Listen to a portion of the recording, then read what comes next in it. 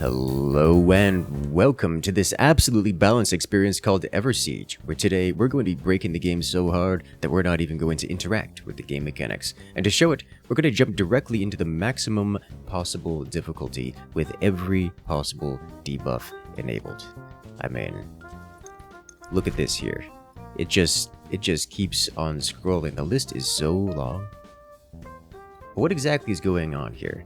We'll start with the edgy dagger wolf. This is our main protagonist of this universe. He's got a couple abilities, but they don't really matter.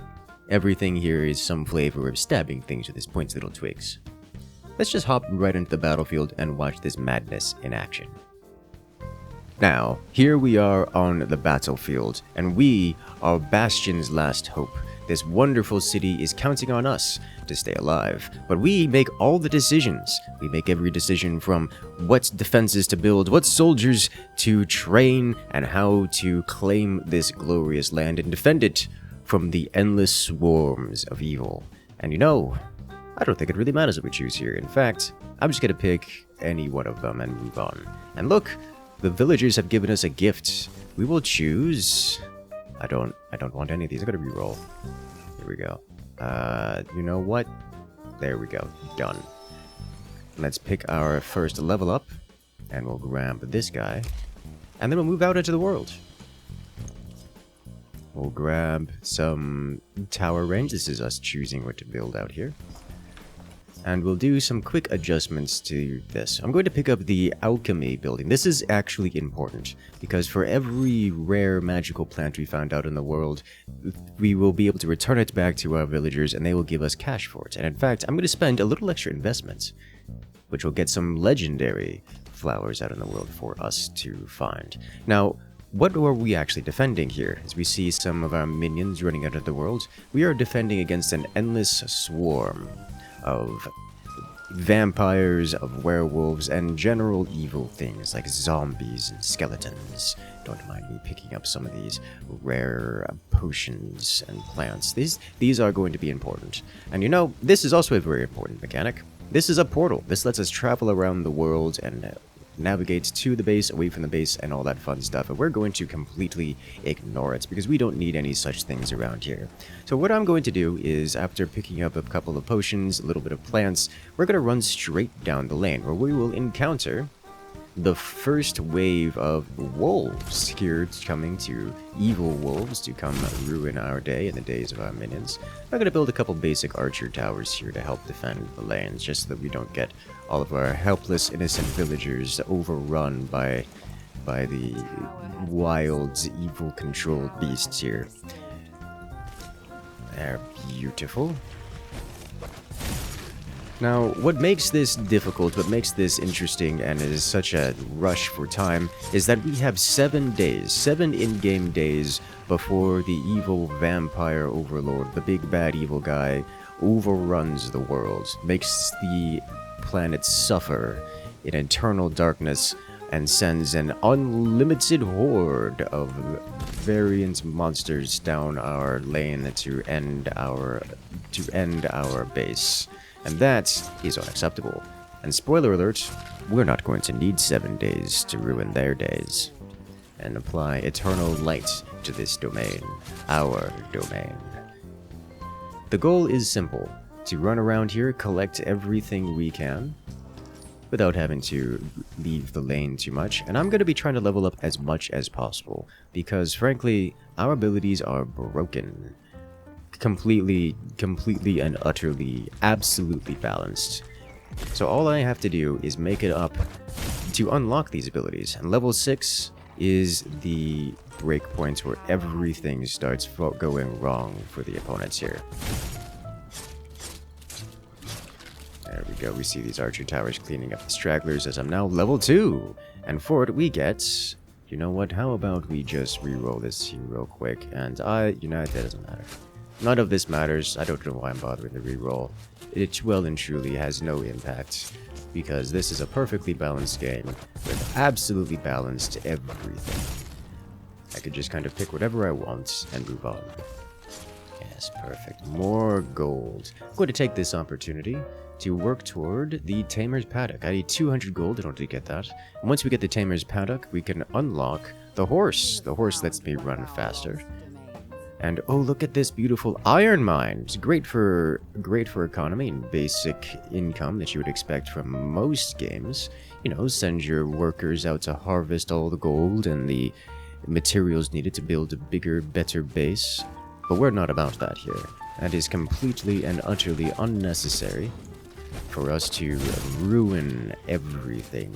Ruin the plans of the big bad, of the vampire overlords that try to overrun this land. Now, I want to show something here. Something that is completely unnecessary for what I'm going to be doing today, breaking this game. But this is one of the things we can find out in the world. It is an altar of power. We can sacrifice our HP to gain a permanent +1 buff to our rage amplifier. We can get angrier. And this is typically how you would scale. This is how your abilities become more powerful. This is how everything is upgraded for your character. You can see, for example, here, our basic rush attack, this is one of our power strikes, gets more powerful with each rage amplifier we have. I do not care about this, whereas most would try to scale the rage amplifier as much as possible, or pick a different skill if you're going. You can play as a mage, with summoning all kinds of things like arcane missiles with the arcane amplifier. You can go with paladin with the fate amplifier, and trust in the higher divine.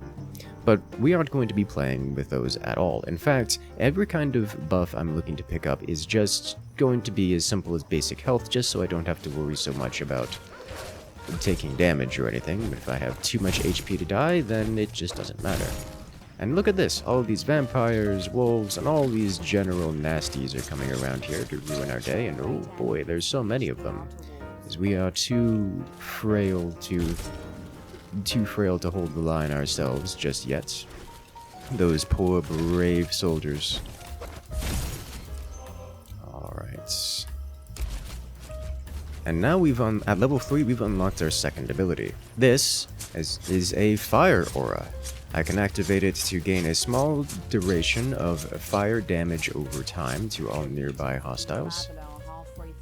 This is great. It is amazing, because fire damage causes a burn effect, a percentile damage over time, dealing 1% damage over time to any and all hostiles afflicted by the burn.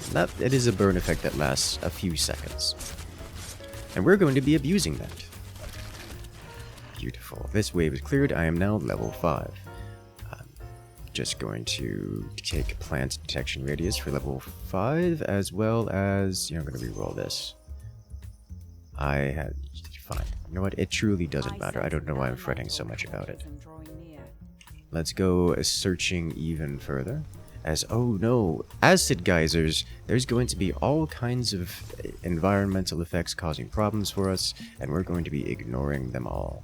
Hey look, a power-up. This gives us some amplifiers. I want none of these things, so I'm just going to take attack range and move on, because it truly doesn't matter. Let's go ahead and grab this up here. This one is actually quite nice. This is a divine shield, a fate shield, as it were. We get +2 stacks of fate armor. Every time we take a hit, we don't. It is a one-time use to negate all damage, and I'm going to grab this 2 more of them. It is wonderful. I like that. And with that, we've gained a little bit more cash, so I'm going to unlock our horse. The horse gives us a little bit more movement speed, letting us run around and collect some more things. Let's see, Altar of Power. Don't mind if I gain +50 HP at the cost of one of our fate stacks. Some more plants here. And we've unlocked a gold mine. Gold mine is wonderful. Gold is used for everything, except anything that we're doing. Look at all these wonderful things out and about the world. All these cool elements. The Beastmaster's Den, you know what? I'm gonna grab that. Beastmaster's Den lets us upgrade our dogs so we can unleash the hounds even further, make them do even more damage. Hounds are one of the warhounds, I should say, armored war puppies, are some of the more destructive and beneficial units to have on the board. I'm partial to them. However, what they are not is perfectly balanced. You see, they abide by rules like having HP and dealing damage. We don't play by those rules here. So in fact, at only level 5, I'm going to march my way up over into the mid lane, all the way up to the middle where we're going to face the Vampire Guardian. And we're just going to start applying burn damage.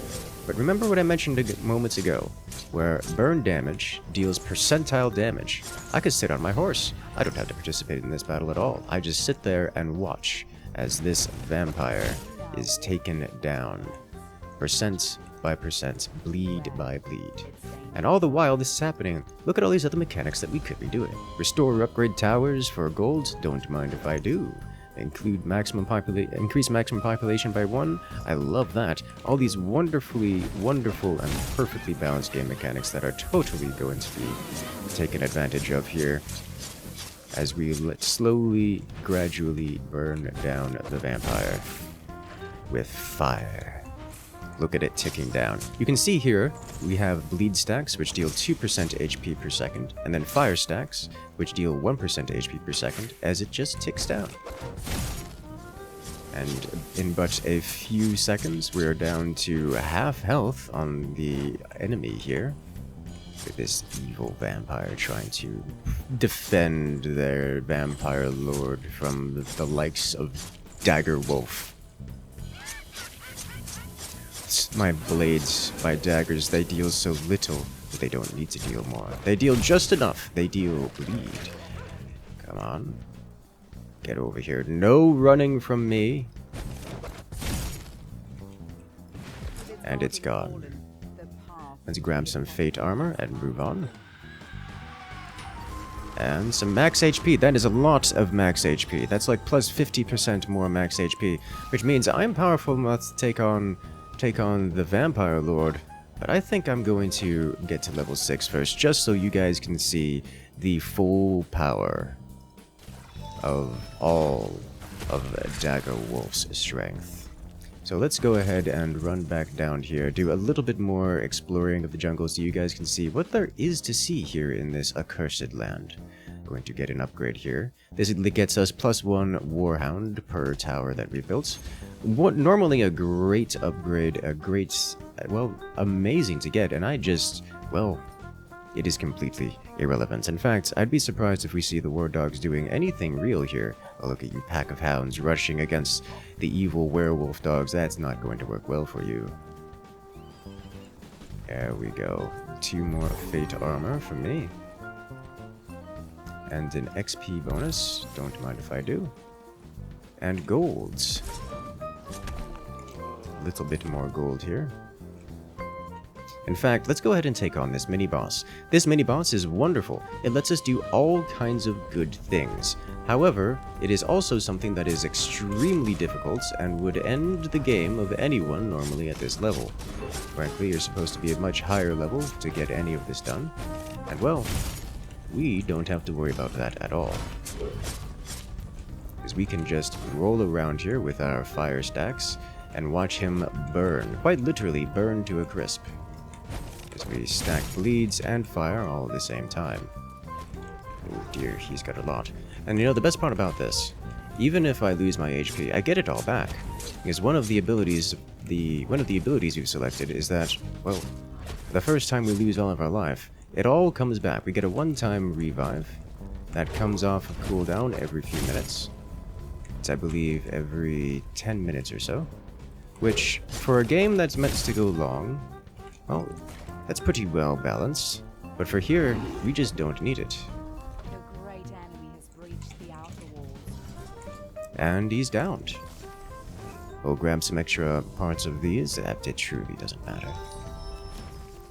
Going to get some even more HP. And we've gotten that much closer to level 6. With level 6 we can, well, frankly, end the game immediately.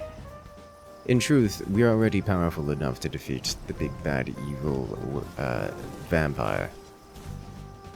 But where is the fun in that if we can't even get to our full power? There we go. Our dog's here to hold the line. And now we hit level 6 here. Nothing good. And we cast fire everywhere. Oof. There we go. But with level 6 becomes an extra strength to our basic abilities. No more do they simply throw basic damage, but as you can see here, our basic dagger deluge ability deals bleed damage, which causes that damage over time effect. And now too, our dagger rush attack causes a fire damage, which means that even more % damage is dealt. So regardless of which ability we're using, we're dealing incredible and completely balanced amounts of damage to the end game boss. This also means that it no longer matters what level or strength our character is, because it's percentile damage. Regardless of what happens, there will always deal the same amount of damage to the big bad evil boss. Look at us melting through all those vampires and wolves. That is what I call a perfectly balanced game. And we're going to get to see that here in action as we go directly to the end game and win this war. So here we are, deep in the vampire's lair in the accursed lands, and you notice it is only day 2. We could have gotten here a lot earlier as well, if we so pleased. But now, all we're going to do is fight this big bad vampire overlord, and apply every flavor of damage over time. And look how quickly he's burning down. He simply doesn't have the ability to survive this kind of damage, because this damage is percentile. All we have to do is not take hits, or at least not die, and just apply all of these debuffs to our vampire big bad evil guy here, and watch him burn down. That is it. And we have several abilities for doing so.